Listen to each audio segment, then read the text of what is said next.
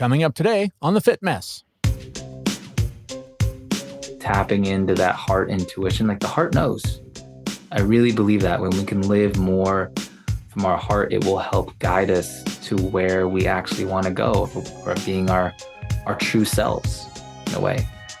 That's Carson Finkle. He's the founder of Create Meditation. Today we'll talk to him about how he guides clients through breathing and meditation to help calm the nervous system. And we'll even dive into Jeremy's session with him. But first, I'm Jeremy. And I'm Zach.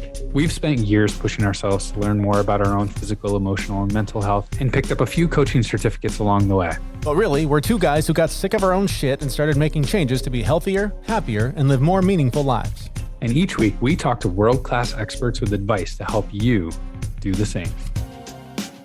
So, Zach, you know how sometimes, you're just kind of going through your day, you're doing your thing, and there's that voice in your head. Sometimes it's telling you you're a piece of shit. Sometimes it's telling you you're killing it. Sometimes it's just silence and weird music and whatever.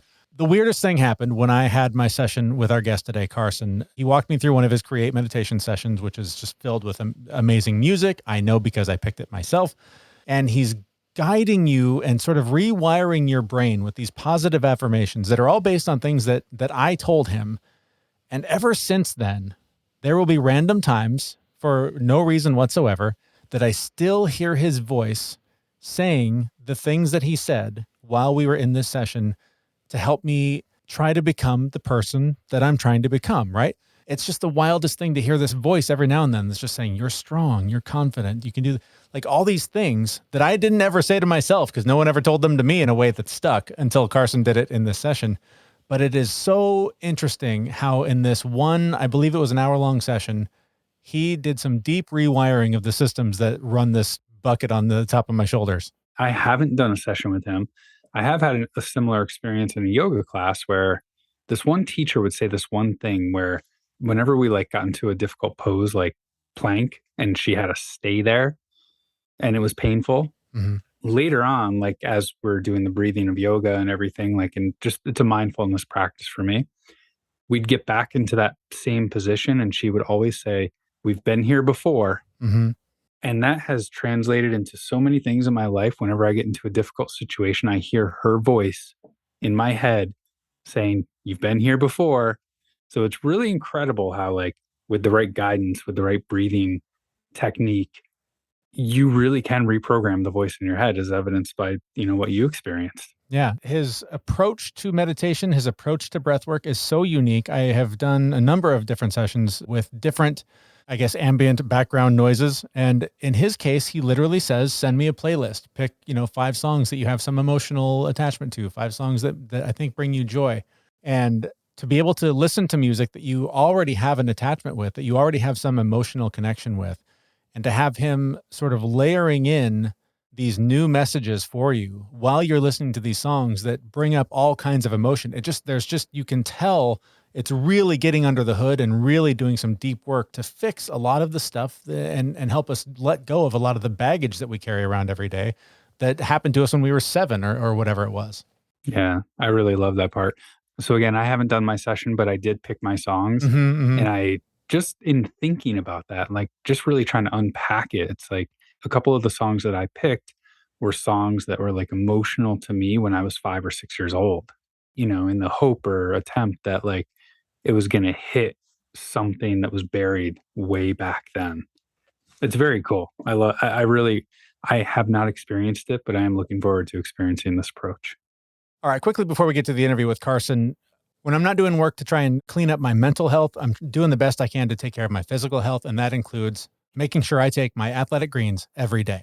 Now I've been on it for several weeks and I love it. It's packed with 75 high-quality vitamins, minerals, whole foods sourced superfoods, and probiotics, and it works with any diet plan, and it tastes great. For less than $3 a day, you're investing in your health for a lot less than your cabinet full of vitamins or your daily coffee habit. So reclaim your health and arm your immune system now with convenient daily nutrition. To make it easy, Athletic Greens is going to give you a free 1-year supply of immune-supporting vitamin D and 5 free travel packs with your first purchase. Those are so handy.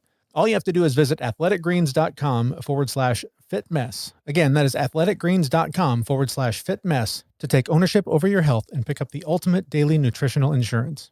You'll also find that link on our website, thefitmess.com. Now, I've been really looking forward to sharing this interview with you for some time. I had a chance to do a Create meditation session with Carson. You're going to hear all about my experience and the way that he has helped me transform a lot of my thinking and a lot of the voices that are in my head, some of them now including his, and a lot of it done through the power of breathwork. His name is Carson Finkle, and he is the founder of Create Meditation. And we started by asking him what breathwork is and how he got into this. Great question on the breathwork. Comes in many different facets and styles. And I think breathwork right now is considered, and going off of one of your earlier podcast guests, is more in like the Wim Hof category. When people think of breathwork, Wim Hof, if your listeners know, he's the one that kind of pioneered, and his style of breath is very much kind of in the holotropic breathwork family as well.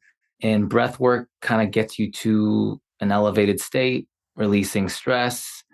But breathwork also can be categorized as something just focusing on your breath, different patterns of breathing, and box breathing, only breathing through your nose with nasal breathing, longer exhales versus inhales. So breathwork is a whole host of things. But I think in the nomenclature, when people think of breathwork, they think of something more in the holotropic, like Wim Hof style breathing.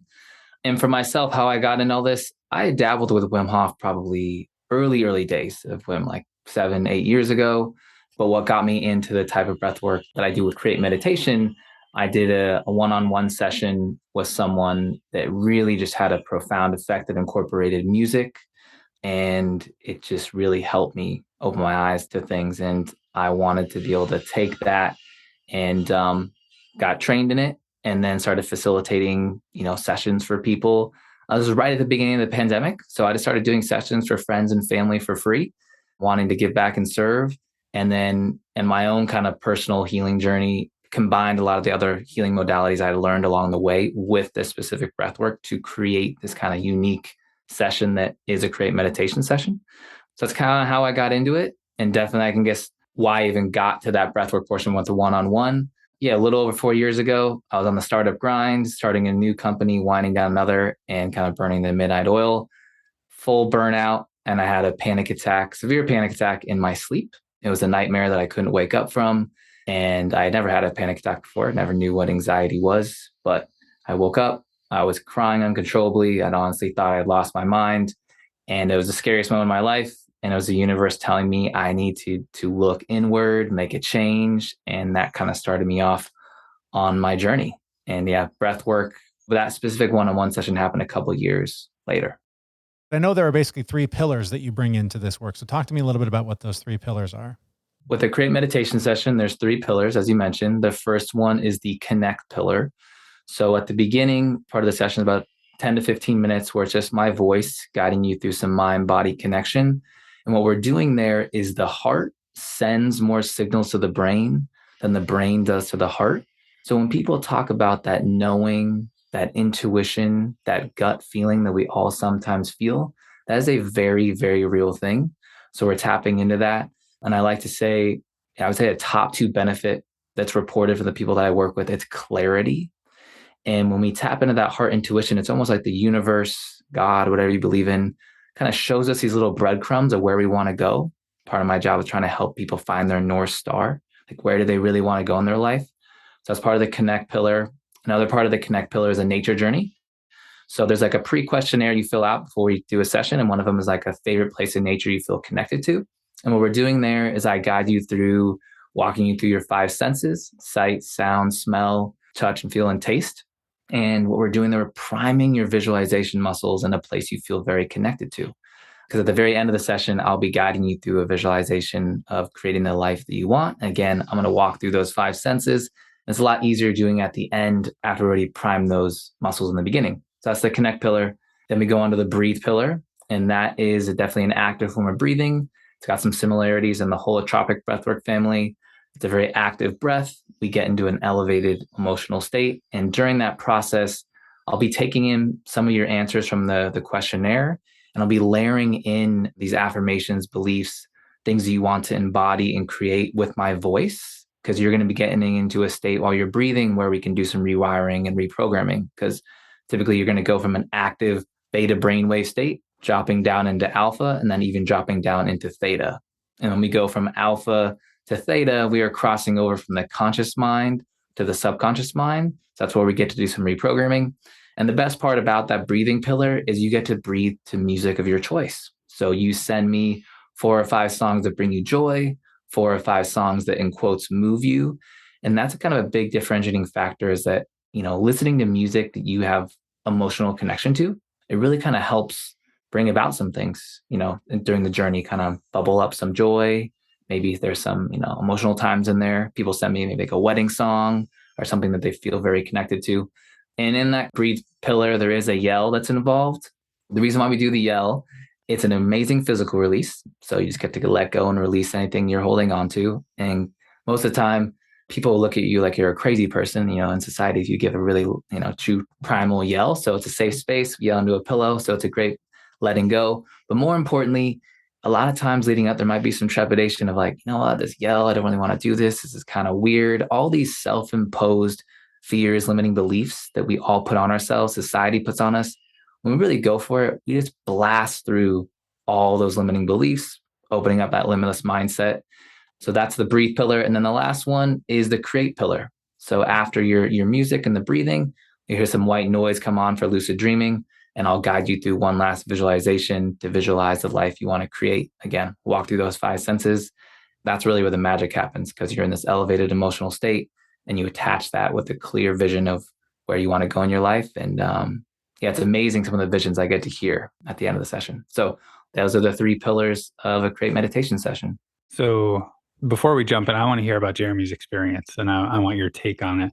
I want to hear that whole conversation. But first, like, you do this over Zoom, you do it remotely. It's from the comfort of someone's home. Does that change the experience? I mean, I'm guessing yours, maybe the first time you did it was in person. Is it different over Zoom, or do you get a similar or the same experience? I actually think Zoom is better for one-on-one. I've done one-on-one in person.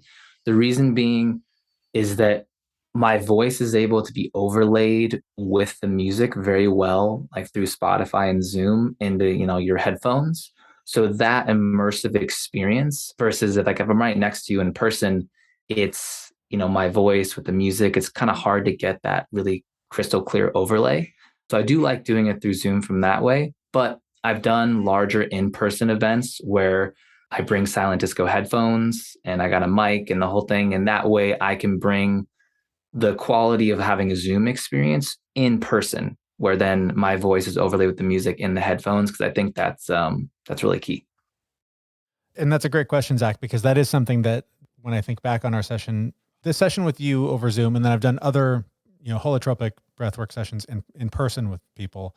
And in one of them in particular, I definitely, wherever I went, when it was over, I was not back yet. Like I literally was like floating and kind of spinning, and there was no gravity. And it was this very surreal, like scary, like, holy shit, how do I get back in my body kind of experience. And so going into this with you over Zoom, that was a fear that I had, was like knowing that you were thousands of miles away. If something goes wrong and I'm floating in space somewhere, how are you going to talk me down? Have you had it? I mean, luckily I did not freak out, but have you had anybody sort of flip out, and have you had to manage that?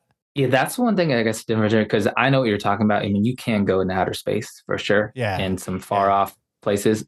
I think the goal is not to do that for me in these sessions. I do have people that have now worked with me in like the 40 something session where we do go very deep.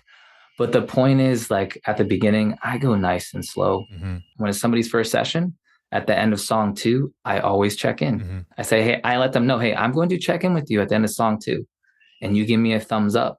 And you give me the thumbs up, we continue on the journey. Because I want someone to feel safe, being able to feel that they can let their guard down and let go. And I think that's a huge part about the connect portion, that pillar, because we are really getting the body to feel safe, connected. And, they always talk about set and setting. We want the setting to feel safe. And then I'm with you. And then the set, meaning your intentions, which all that's gone over, as Jeremy knows, with like the pre-questionnaire, and we go over your answers and talk for 20 to 30 minutes before we even get into any of the session portion. So great question. I will say in the first like 10 sessions I did probably, 2.5 years ago, one of my friends, thankfully you were one of my friends, I took too fast, too quickly. And it was definitely a learning experience where he had to stop because he got the body sensations that were too intense. And so I learned, like, yeah, you don't need to take anyone that quickly. And then I tell people, if we continue working together, we will advance the techniques.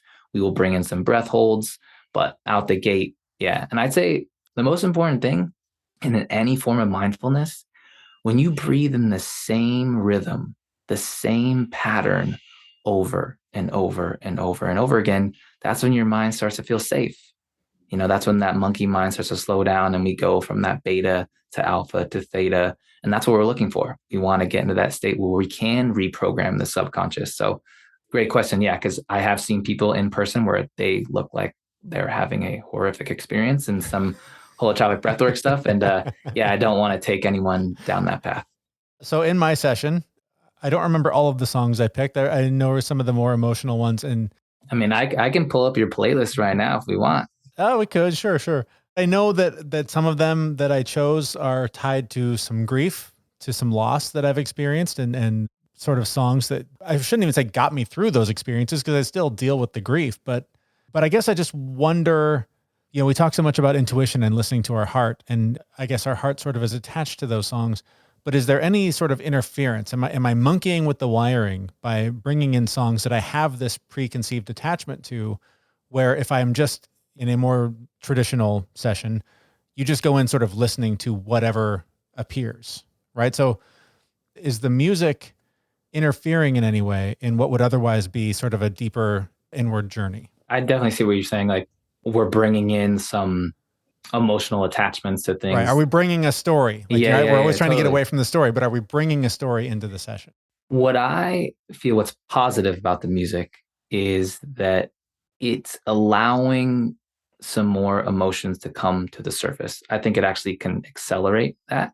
And for me, when I'm on the other side and being guided, and by the way, what's great is you get to pick and choose the songs every time. So it's like, that song didn't resonate that time. Let's mix it up. You're kind of creating your own curated playlist, Yeah.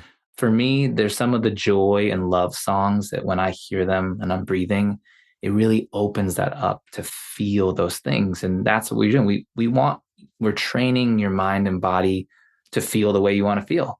So yeah, maybe if you felt you might have picked songs before that might have been in a little more darker periods of life, maybe the next time we pick some that are more of like, we want to stay all uplifted and happy. And right. It's definitely, I find music is so an individual thing. And one of the most interesting questions I'll get from people is like, oh, is there any common songs that people send you? Mm-hmm. And it shocks me that it is so different. There's very, very, very little overlap in people's music choices they send me. It's all genres, all different time frames, but it speaks to them. And that's what's most important. I know what Zach sent you, at least some of it. And when he told me what he sent you, I just laughed out loud. I was going to ask because the initial songs that I sent to you, and I haven't done my session yet, but they're all over the place a little bit. Yeah, good. I just remember Celine Dion and Metallica were in the mix there somewhere. No, it's great. I thought all genres welcome, and some people, they'll go from a hip hop rap song right into some like classical piano. It's fair game, and it really takes you on a journey when you're breathing. It's like, oh shoot, I just got an upbeat dancing song, and now I'm like, well, I'm going to slow down with some classical. So yeah, I like people have fun with the music, and then they usually find a set that they love, and like, I'm going to run with that for the next 5-10 sessions because that just really speaks to me. You mentioned earlier the yelling, the screaming that happens in one of these sessions, and I remember distinctly laying there and just feeling like, I know I'm supposed to do this. I want to do this. I'm not afraid to, but I couldn't find it. Like it wasn't there, and I don't remember how you got me there, but there was in some way you helped me find it. And then, man, when I did, I couldn't talk for like 2 days. Yeah, no, you definitely really went for it. But from what it seemed like, it was a good release for you, which is a positive. Yeah, the yell can be, a lot of people are like, there's some, like I said, that trepidation of like, I don't really want to do this. But it's kind of getting out of our comfort zone and really having a primal release that I think is very therapeutic for a lot of people, because we never are given permission to do that. And for the people that really don't want to do it, and some people were like, I just can't do it, then I suggest they just let out like 4 to 5 really big sighs, just really focusing on letting go as much as they can. So I'm not gonna like force someone to be like, hey, no, you have to do this. No, no, no. It's your journey. I'm here to guide you. And if the yell's not for you, then everyone's good with a big sigh. So Yeah. that's kind of the backup. I can speak for the yell though. Like, even though I haven't done it during a session, like at least once a week, if I'm like feeling pressure and the stress is high, the next time I get in my car, I unleash it. And like, Yeah. I did it once while I was driving, and somebody either saw me do it or heard it like through the car because they were watching me the whole time. But even outside of this session, it's pretty powerful release. 100%. I warned my wife in advance because we both work from home, and I was like, "You're going to hear some screaming. I'm okay, but there's going to be some screaming." Just I usually get a good laugh when I'm doing somebody's first session. I say, hey, I tell them like, right now, if you live with anyone, shoot them a text right now, like just letting them know you're okay, and it usually gets a good chuckle. But I'd rather, because I've had it early days of not giving that warning, and there will be a person who comes into the room because they're like, oh my God, what's going on? And I'm like, no, don't worry, they're okay. That's wild. I want to get into some of the techniques that you introduced during our sessions from the creating and connecting part of this.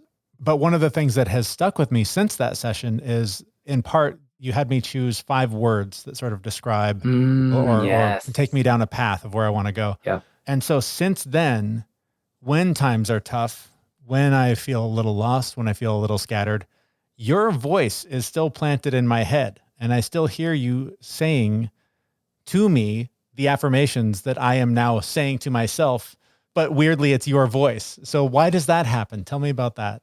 It actually makes me happy to hear that. I laugh about it, but it makes me happy because that means that in one session, we did a pretty good job of layering in some seeds of rewiring. If you can, because people report, they're like, when I'm washing the dishes or brushing my teeth or driving the car, like I'll hear your voice. I'm like, you know what? Great. We are rewriting the programming in your subconscious with these empowering beliefs and things we want to embody. And you mentioned the 5 words. That's in everyone's first session. I take them through this identity exercise. And part of it comes from James Clear's book, Atomic Habits, where he talks about there's 3 elements of achieving a goal. And there's the results and the outcome. And that for me is like the North Star, like where do you want to go in your life? There's the process, which is the habits, the routines, the work it takes to get there. And then there's the identity. And a lot of people are not aware of the identity or ignore it. And that to me is the most important. And what I mean by identity is like, who is the Jeremy, who is the Zach that is already at that North Star, already at that result? And what are his habits? What are his routines? What are his top 5 states of being? Like, what does he embody? Like, if you were to wake up tomorrow and you're living the life that you are working towards, but you're already there, how would that feel? And yeah, people answered me like, their top 5. And then kind of like the homework that I give is, all right, now that we have your identity, I want you to have this list and multiple posters throughout the house, computer, bathroom mirror, and ask yourself on a daily basis, who am I becoming? And you look at that list, like that is who you're becoming. And that is the work, is like, what can I do today to embody 1 or all 5 of these things? And for me, I actually attach like visions to my list. So when I look at inspired, I have my vision for being inspired to really step into that. And for you mentioning like, why does that happen? And you hearing my voice, going back to the rewiring is because you are in an alpha to theta brainwave state. So your mind is very receptive. You went from the conscious to the subconscious, your brainwaves slowed down. And that means the analytical mind is out of the way. The judgment, the gatekeeper is out of the way. And the great thing about your subconscious is whatever you give it, it's going to take as the truth. There's no rational thought. So the seeds that we get to drop, those 5 words for you, Jeremy, of what you want to embody, it's like dropping right into your supercomputer. It's like, hey, this is the new programming we want to run. So that makes me really happy to hear that you heard my voice. Yeah, definitely. And now I need to know, what are those 5 words, Jeremy? Oh, yeah, that's an excellent question. I don't know if you have it in front of you, Carson. I can probably pull mine up pretty quickly. Yeah, I can tell you. I definitely want Carson to say it because I want to hear it in the way Jeremy hears it in his head now. Yes. Everyone, Jeremy's top 5. Number 1 is peace. 2 is confident. And I would say like, you are at peace. You are confident. You are prepared. You are strong. And you are content. So those are your top That is literally what I hear in my head. It's the weirdest experience to hear because like there's plenty of voices up here, don't get me wrong, and a lot of them have a lot of really shitty things to say, but every now and then that pops up and I'm like, well, who's that guy? Who invited him in? That's weird. That's awesome. But just in hearing it, right, you've got the voice for this. Like that's a very soothing voice. It's a very calm voice. So You layer that over a little bit of U2 and you're on your way, right? yeah. You're just cruising. That's great. I would say the biggest influence on my work is Dr. Joe Dispenza. If you guys are familiar with his work, Oh yeah. he's amazing. Anyone listening, please just go Google him, watch him YouTube. He's the man. In all of creation and manifestation, everyone talks, it's just becoming your identity. What I mean by becoming is stepping into those states of emotion and feeling, like those 5 words. Can you feel those 5 words on a daily basis? Can you feel it energetically, what it means to be at peace, right? To be confident. And when you can do that, your life will change because you're getting into a level of energy that's signaling to the world around you, like, oh, no, this is who I am.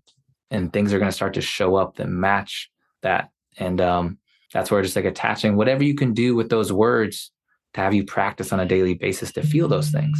And it can be very simple. Like I look at it for like 30 seconds each word and just drop into my vision in the future of like, I'll share like one for me being inspired.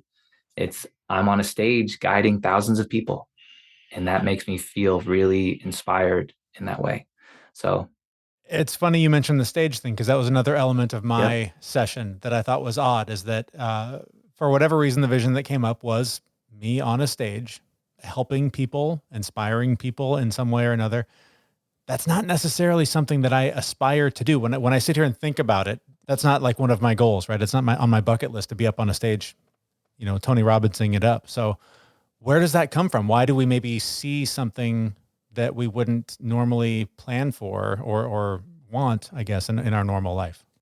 Oh, I wish I had like, the magic answer to that. Yeah. I think there's so much intuition that we're not aware of. And like I say, tapping into that heart intuition, like the heart knows. I really believe that when we can live more from our heart, it will help guide us to where we actually want to go or being our true selves in a way.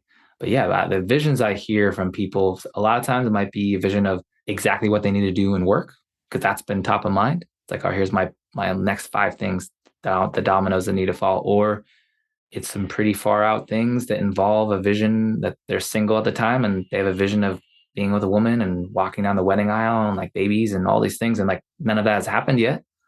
But I believe with those visions, they can come true because I've had multiple people where the visions have come true to the very last little detail. And they'll like email me and call me like, you're never going to believe this.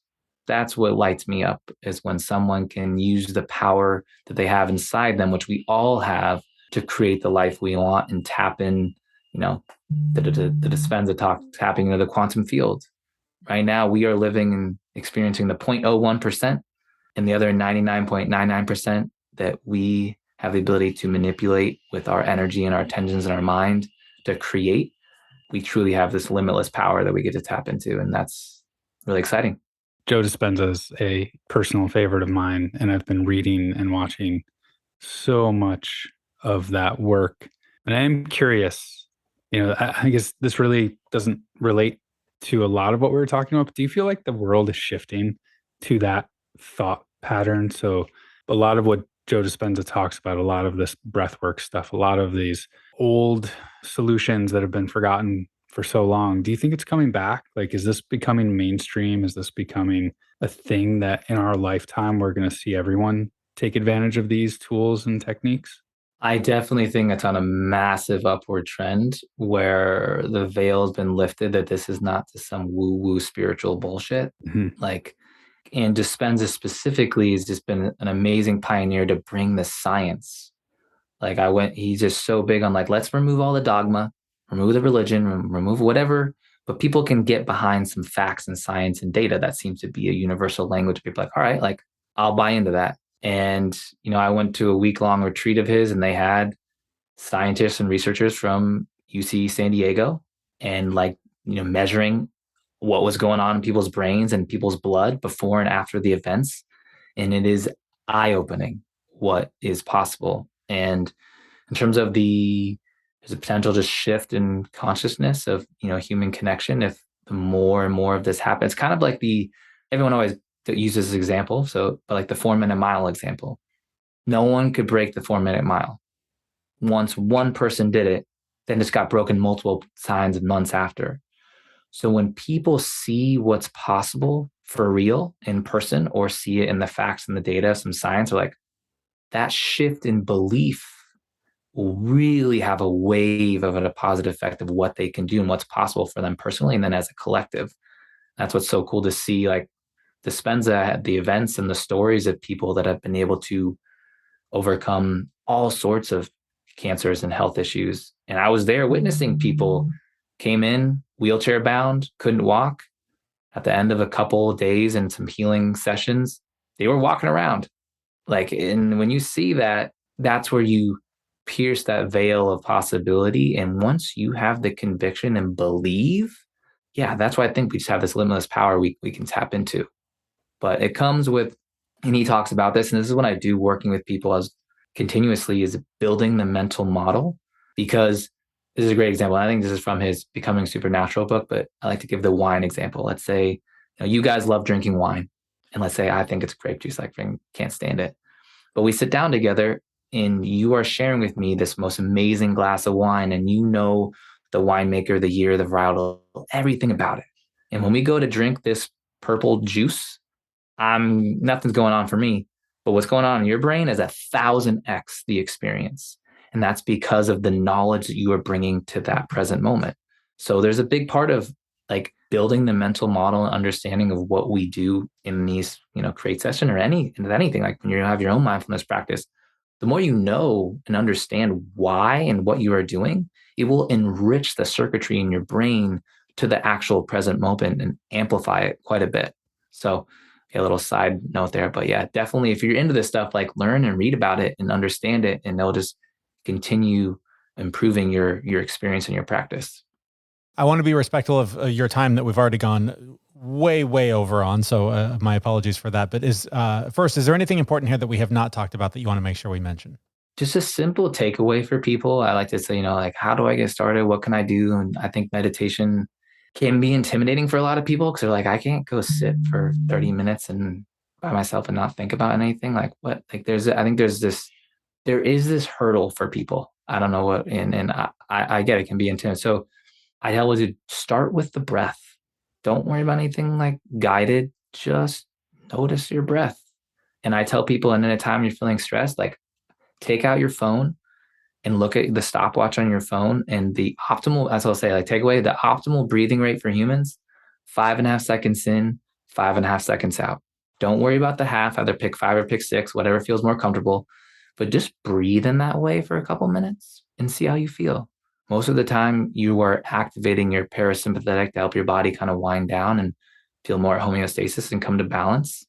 So don't make meditation this big, unknown thing. Just start noticing your breath, and that is a win. And if you enjoy that, then you can kind of continue down the journey of exploring more avenues, because the category of mindfulness is, pretty big in what you can get into. But I think an easy entry point, and to stay out of your head, is just focus on the breath.